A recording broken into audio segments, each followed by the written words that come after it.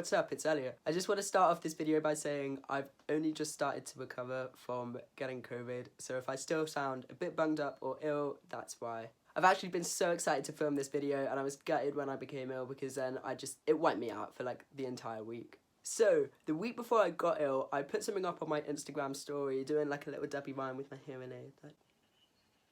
And then I was like, hang on a second, I've never actually like opened up the discussion to my followers before, like about, you know, my hearing disability. And I just thought it would be really good to allow people to just ask the questions that they wanted to ask. All of the questions that people sent me were awesome. Like, there were just so many ones that I hadn't really thought about before, and I just realised how little people know about me and my hearing disability and just hearing disabilities in general. So the first question I'm going to answer is, were you born deaf? Because that was the question that I was asked the most out of all of the ones that I got asked. No, I wasn't born deaf. I became deaf when I was 3 years old, and it actually happened quite suddenly, but there's no explanation as to why it happened. Another question that I was asked alongside, were you born deaf, was, can you remember any sounds from before? But the answer to that is no, I can't. Although I wasn't born deaf, it still happened at a young age, so for me it's all I've ever known. How much hearing do you have? Not a lot. I'm classed as moderately to severely deaf in both ears and have been consistently wearing hearing aids since I was 14. The best way I can describe my hearing loss to people, and the way I've tried to describe it to people in the past, is if you imagine a piano, I would probably say I can hear most frequencies in the middle, lower end of the piano. But then you get anywhere higher than a high G, and there's just like a whole octave that sounds completely the same to me. I find it really hard to differentiate between the notes, especially two notes that are right next to each other. So my hearing disability is described as innersensory. I'm not 100% sure what that means, but it's to do with not being able to hear certain frequencies. And a lot of the frequencies that I can't hear fall under like speech. So the decibels that it would be for hearing speech, and I really struggle to hear that.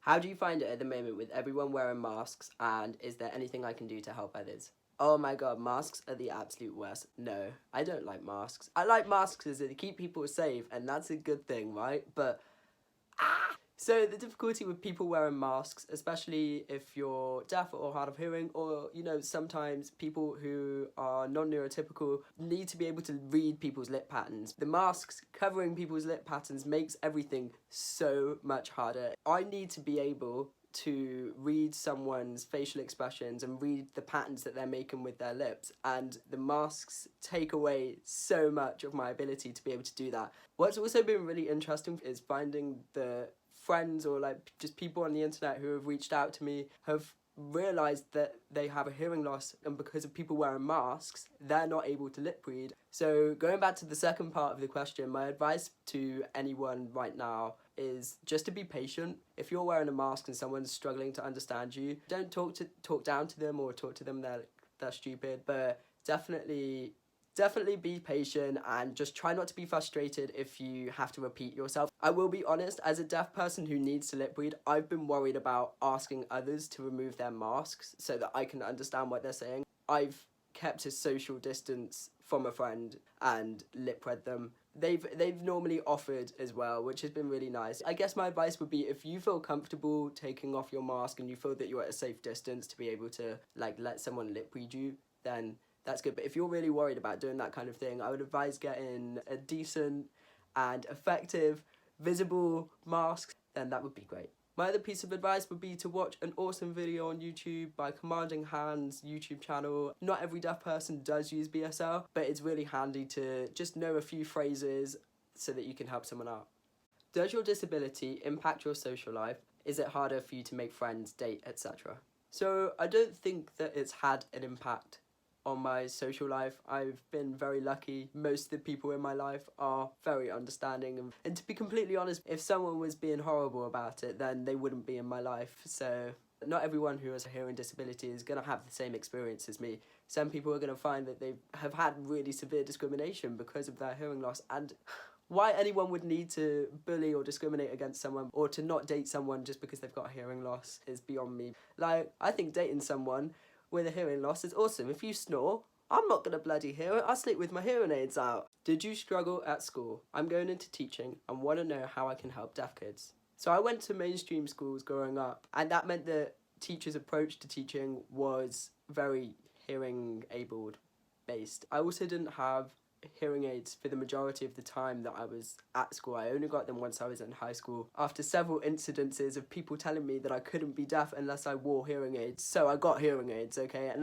they actually did help, so I'm very glad that I got them. But aside from that, one thing that I definitely found was that I was afraid to speak up and ask the teacher to repeat themselves, especially until I got to a later age where like my confidence kind of grew. If you have a deaf kid in your class, it would be really good for you to make sure that they feel comfortable asking you to repeat yourself in class, or if there's a way for them to ask you questions at the end of lessons. Another big thing I would say is the amount of times we'd watch a film, YouTube videos were worse than films, and there wasn't the proper subtitles for it, and it's so distracting in class when everyone's laughing at like the fact that, I don't know, it said sausage instead of sauce age. Subtitles are great, just make sure they're the right ones. And it's not just for people who are hard of hearing or deaf. There might be people who are perfectly capable of hearing what's being said, but actually reading the words is another way of them receiving the information in class. So like that's also a really good thing. And one final piece of advice that I would give is that if you have your back to the class for whatever reason, maybe you're writing on the whiteboard or something like that, try not to speak whilst you have your back to the class, because otherwise the person who needs to lip read you can't. What's your favourite thing about how you experience the world? There's so many great things about being deaf. Like, if I don't want to hear noise, I can just not wear my hearing aids, and then I don't have to hear noise. I've even found that, like, because I get quite overwhelmed by stuff sometimes, that being able to take away one of my senses is actually really great for any sensory overload. If my anxiety's bad, then I can just take them out, and taking that sense away kind of calms me down. I don't know, that's really helped me. Another thing that's really cool about having a hearing disability, because of my hearing disability, I've learned to pick up lip reading. But you know when you're watching TV and you see the referees or sports people like effing and jeffing, and it's like, also in school when I've just been able to like lip read people's conversations, I mean, like, there's eavesdropping and then there's lip reads dropping. That was so bad. I've really enjoyed making this video and answering the questions. If you have any more questions, put them in the comments below. I'd love to hear from you. I'd also love your feedback, because it's my first video that I'm making where I'm actually like talking and not singing and doing music-y things for once. Yeah, I've got so many video ideas and so many exciting things coming up as well that I can't talk about just yet, but I can't wait to get to it.